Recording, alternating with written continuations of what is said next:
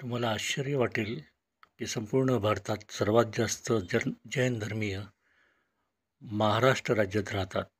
तसेच सांगली, कोल्हापूर, सोलापूर, धुळे याही जिल्ह्यात मराठी भाषिक जैन मोठ्या प्रमाणामध्ये राहतात. जैन धर्मियांचं मूळ तत्वज्ञान हे त्रिरत्न व पंचमहाव्रत उभे आहे. त्यातील त्रिरत्नाची माहिती घेऊ.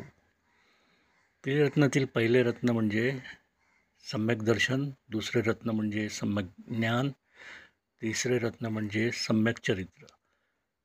त्रिरत्न व पंचमहाव्रताच्या साधनेमुळे मोक्षमार्ग प्रशस्त होतो व साधकाला केवळ ज्ञान प्राप्त होते असे जैन दर्शन मानते.